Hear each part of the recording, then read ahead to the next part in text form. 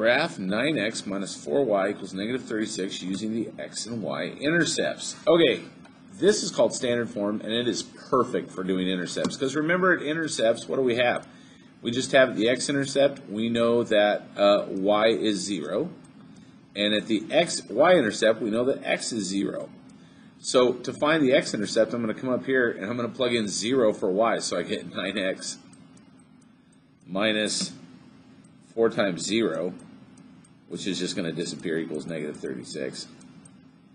That's gone. I'm just left with 9x, so divide both sides by 9. 9 goes into 36 4 times, and it's a negative, so negative 4. Boom. To find the y-intercept, I'm simply going to go in here and plug in 0 for x. But again, 9 times 0 is just going to disappear, and I'm going to be left with negative 4y equals negative 36. That's gone. I just divide both sides by negative 4.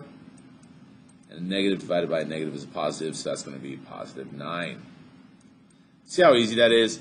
When it's in standard form, this ax plus by equals c form, it's so nice for using your y-intercepts. And again, 2 points to find a line. So we know this is negative 4, this is positive 9. I'm going to delete all this.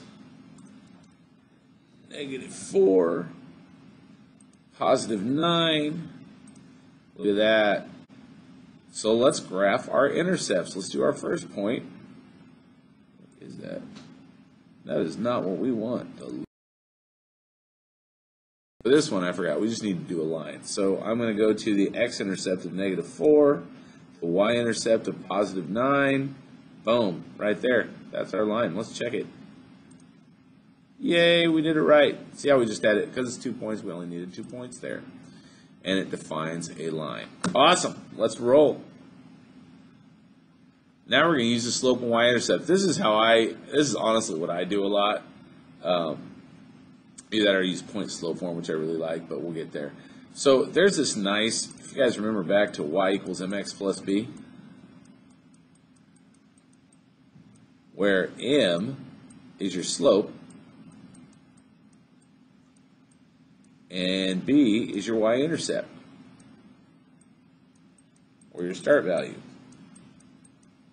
Okay, write that down, pause this, I'm going to erase it, because it's real nice. If y equals mx plus b, well, my slope, even though we don't see it, in front of that x is 1, so my slope is negative 1. And what's my y-intercept? 3. Perfect. So let's go down here. We're going to start off with my y-intercept. My y-intercept is at 3. And my slope is negative 1, which means I go down 1 over 1. Boom. That's it. We're done. This is graphed. Look at that. I like that version. It's quick. It's nice. Feels good. By the way, on all this, you can always back up, pause, so you can get stuff written down. Okay, now we're going to enter into the real crux of today's lesson, which is that concept of inequalities. When we have inequalities in two variables, instead of graphing a line, we're graphing a plane, or a half of a plane. We're going to separate a plane in half by a line.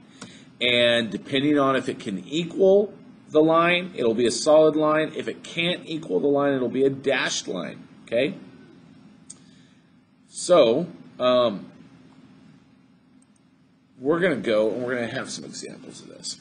We're going to graph an inequality with an open half plane, which means, open means, by the way, it's either greater than or less than. It doesn't include the line. And when it doesn't include the line, just like on a little number line, we would have an open dot. Now we have a dashed line, dashed or dotted, which you can see right here. Okay, so write that down in your notes. I'm going to move this. So we're going to rewrite this by solving for y. When we solve for y, listen, when I have negative 3.5y minus 7 is greater than 10.5x. We're about to learn something today. Okay, I'm going to solve for y. So I'm going to have plus 7 plus 7. Notice I'm just treating that greater than sign like it's no different, like it's an equal sign. Okay, so I'm going to have negative 3.5y is greater than 10.5x. x plus 7. Now, I'm going to do something that feels really backwards. I'm going to show you why in a minute, but just understand what I'm doing I would normally never do when treating this like an equal sign. I would never do this. Normally, I just divide by negative 3.5, and I will do that in a minute, but first I want to show you something, okay? So what I'm going to do is I'm actually going to add 3.5y to both sides. 5y, I'm going to add 3.5y.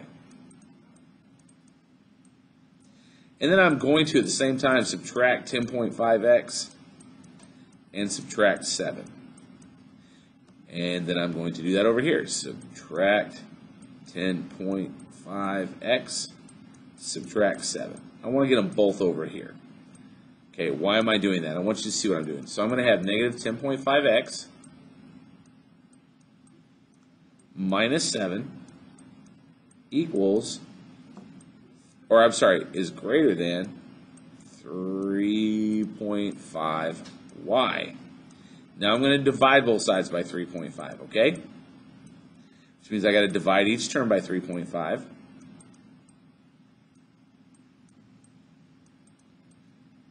I actually picked a good number for us. It may have seemed weird, but 3.5 goes into negative 10.5, goes into there negative 3 times, so it's going to be negative 3x.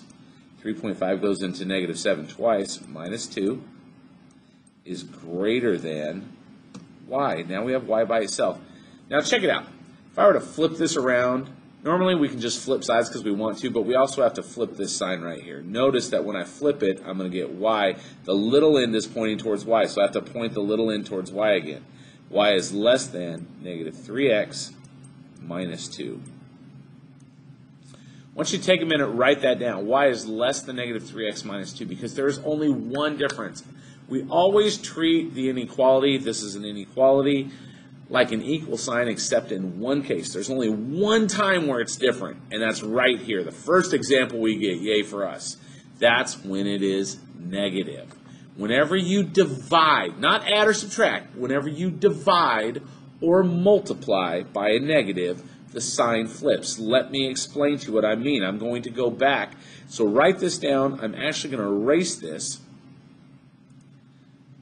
I want to go back to where we were at a second ago, before I did all this weirdness.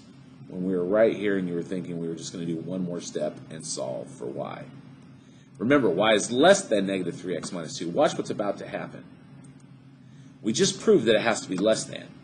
When I divide by negative 3.5,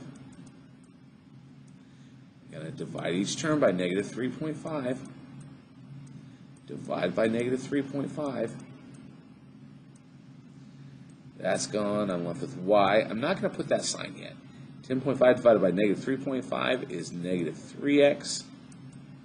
7 divided by negative 3.5 is negative 2. Everything's the same except for notice this looks like it's going to be greater than, but here's the rule. Whenever you divide or multiply by a negative, flip the inequality. I just proved to you that it works by doing it the other way with addition and subtraction. And now you can see why we're going to do that. So know that. Write that down. Whenever you multiply or divide by a negative, flip the inequality sign. Make sure you show that this is flipped. Okay? So, I'm going to write this down. Y is less than negative 3x minus 2. Y is less than negative 3x plus, they put plus, but it should be just minus 2. That's fine. Look at that. We're right. Now, what does that mean? Now we're going to treat it just like we would. This is our start value. This is our slope. My start value should be at negative 2, which that one's at negative 2. Now, this is less than, which means it's a dashed line. I can eliminate A and C. And we see these are both starting. These are really the same, except one shaded up, one shaded down. Here's the next thing with an inequality. Because it's less than, for less than, I'm going to put my pencil on the line, or my mouse, and I'm going to draw down. And that's the side I should shade. But notice it's shaded over here. So that one's wrong. I'm going to go down here. Again, for less than, I'm going to put my pencil on the line, and I'm going to go down, and that's the side I should shade. This matches D, so D is correct. And that's the difference between an inequality. Notice we have an entire solution region. And that's what an inequality does. It defines an entire solution region. So let's go ahead and select D, Boosh, we got it. All right. That's an interesting lesson. Again, to graph the inequality, we need to solve for y. So for negative 12x plus 3y is greater than or equal to 6, I'm going to add 12x to both sides. Add 12x. And I get 3y is greater than or equal to 12x plus 6. And I'm going to divide by 3. Now, because it's positive, nothing changes. Keep that in mind. It's only when you divide by a negative. I end up with y, and I can write it down as greater than or equal to because there was no negative involved. 12 divided by 3 is 4, 4x plus 2.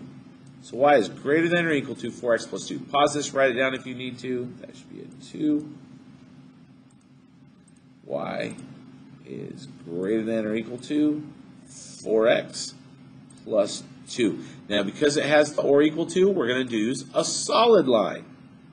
That means A and C are out again. We're left with these two, which both have a start value of 2. Both are growing, it looks like, by, we can go down, 1, 2, 3, 4. Yep, look.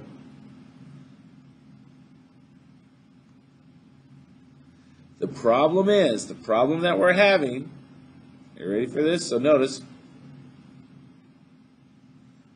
2, 3, 4, look, it crosses right there, is that one's graphed up, one's graphed down. This says greater than or equal to.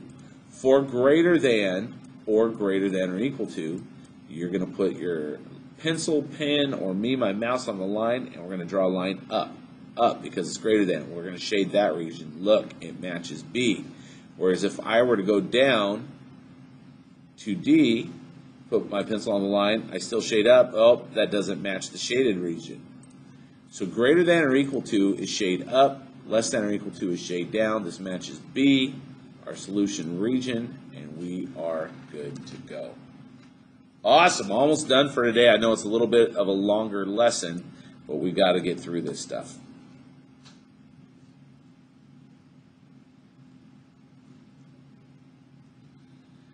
Michelle is selling 2 sculptures she made and is hoping to earn at least $900. Write and graph the inequality that represents.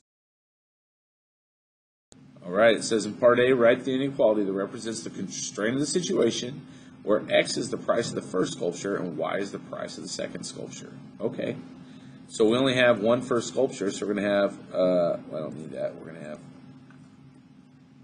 1 times whatever the price is, right, because there's one first sculpture, and 1 times the price of the second sculpture, and we want that, hopefully, it says at least 900, which means it can be 900, so that's greater than or equal to 900. Boom.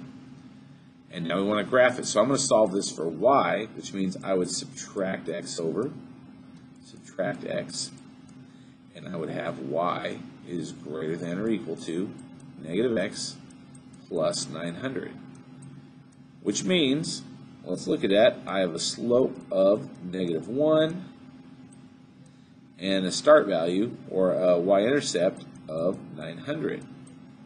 Okay?